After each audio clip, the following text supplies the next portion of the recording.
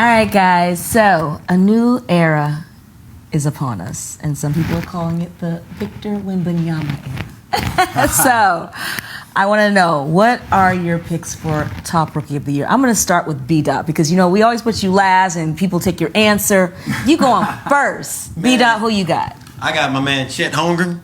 I think I said his name right. Chet. Okay. I think he had a whole year to get healthy, and then he had the year to train with NBA talent, with NBA trainers, knows the system, kind of like that Ben Simmons, Blake Griffin redshirt year. So I'm going with Chet. Okay. And Scoot is my second. I like Victor, but it's gonna take a while. Later on down the season, I think that's when he'll get acclimated with the physicality of the NBA and find his game. I seen on one of the betting sites they had him 18.5 points a game, more or less. I don't think he averaged that much. But I think he's going to be a great player overall. But he's not even in my top 3 for Rookie of the Year. Wow. All right. Okay. Wow, that's surprising. All right. So who's your top 3? I only really got 2. Okay. And that's Chet and Scoot. Oh, wow. Brandon Miller, cool. I don't just that fit in Charlotte. They already have a lot of scores. Getting Miles Bridges back too. That's going to take a lot of minutes and points for him. So, yeah, I'm going with Chet and Scoot. Okay, I like it. All right. And we can throw in my man from the Warriors. I forgot his name. Oh, he's good. I'm talking about. He replaced Jordan Poole. Brad Podzminski, Brandon Podzminski. Yeah, that's possible. We could throw him in there that's possible. Just because the Warriors, they with their offense, they give a lot of people a chance. Yeah. If he does his thing, he's going to get If opportunity. he can make shots. Yep. It's a possibility. He's going to make that lineup. So it's my top 3. Nice picks. All right, Dr. X, who you got? Rookie of the year. You skipped my man AM. I'm going right to you. All right, cool. You need some time? I'm going to say Victor Wembanyama. Yeah. I did call it the era. We can't have it where, we, crown all these people. Like, I think LeBron is the last person to live up to the hype that was that big. It'd be nice to see someone live up to the hype again. Sure. I'm all for that. And I think it's great for the league. And I think he has, the right people around him. He has, Dave Robinson. He has Popovich. He has Tim Duncan. He also has people like, Tony Parker. And just the organization itself is a good organization for him to grow under. And you can't teach whatever height he is. Some people say 7'3", some people say 7'5". How tall is he, by the way? I would say more 7'4". He's more Ralph Sampson like 7'4". You can't teach 7'4". And he does a lot of everything. And, inside, outside. I know everybody's getting on his circumference of his leg. And ooh, those legs are going to break. They are scary. And we did see him in Vegas at the Summer League. Yeah. What did you think about his performance there? I knew the minute he had a good game, they were going to pull him. And that one game that he had that was good was impressive. But he was dominant that wasn't the cream of the crop he was going against. And they're going to be bigger. Players are going to be game planning for him and all that good stuff. So I still got Victor Wembanyama. And that's my pick. I'm sticking to it. All right, that's fair enough. AM, who you got? Well, look, we've talked a lot about Vegas today, and I've talked a lot about odds. Victor Wembanyama is the only one with a minus in front of his odds. Everybody else is plus. But it's not too far behind when you look at Chet Holmgren or you look at Scoot Henderson. I'm going with Scoot Henderson, though. Reason being, his situation, to me, is better than anybody's. Even Victor Wembanyama's, assuming that Dame Lillard does get traded at some point before the season starts or at the beginning part of the season, Scoot takes over. He is the man right from the get-go up there. It's unquestionable. He has the pedigree. He has the size. He's been amazing in the G League. If it wasn't for Victor Wembanyama, he is unquestionably the number 1 pick in the draft. It's all there. Everything is there for him. I think he's going to average the numbers. He's going to pop out on the screen the same way that he did in Summer League. And every time you see Portland on that screen, and a lot of the NBA fan bases see him, they're going to say, wow, he's going to win NBA Rookie of the Year. Love it. And last but not least, Dwight? The only reason Victor Wembanyama will not win next year's Rookie of the Year, it will be a San Antonio Spurs organizational decision. They do not care what we as fans or the media think. They will coddle Victor Wembanyama. If they see that it's too much for him, they will load manage him. They don't want to rush him in to living up to the hype, Phil. They don't care about that. They're thinking about long-term success. Greg Popovich was thinking about retiring several years ago.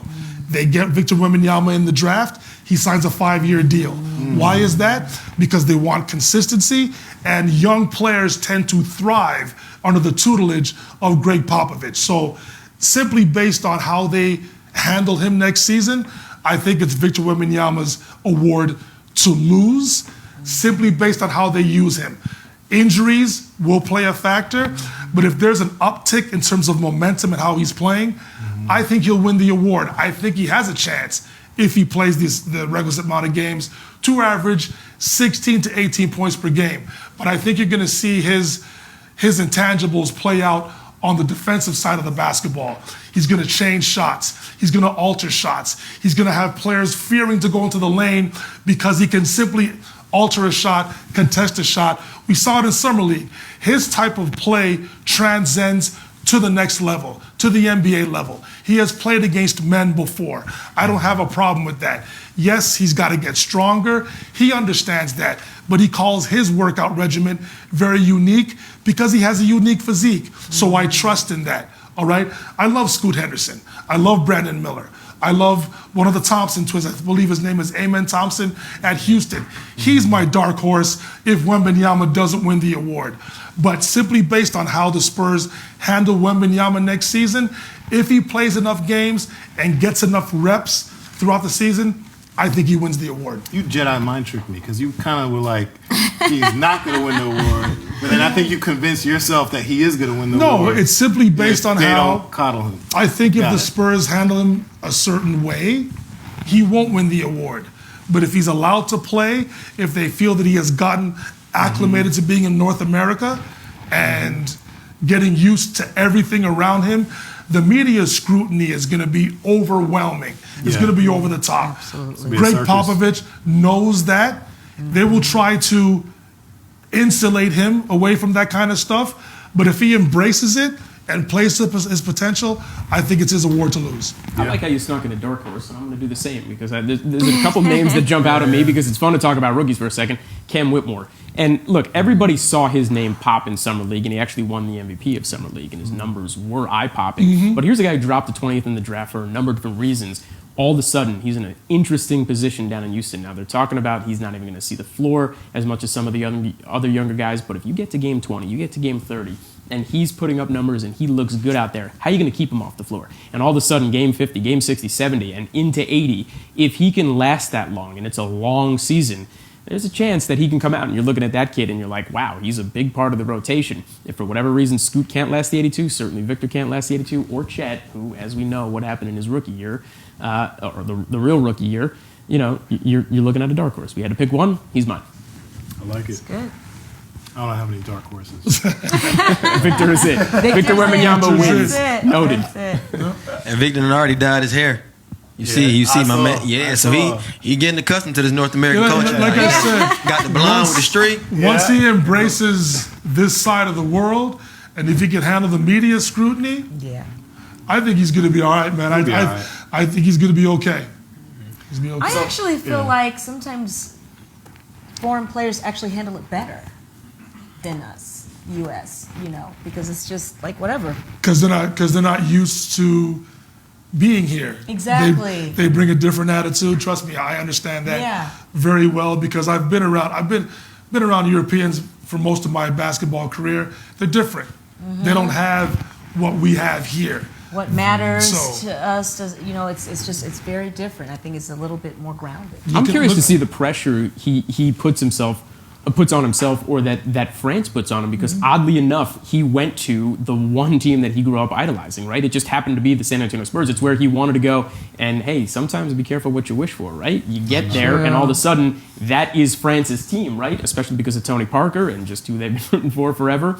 And if he doesn't live up to the billing early on, all of a sudden a lot more pressure gets heaped on you just because you're at the team that everybody expects you to do well on. You know what's crazy? Just to end on this, I had this very conversation last week, Shay. It was about how some of my friends are disappointed with how Jokic handled winning a championship. They felt that he wasn't exuberant enough. Right. He wasn't celebratory enough. I was reading that. Does as it really well. matter? He is who he is. Yep. He's a champion. He understands the work that was put in.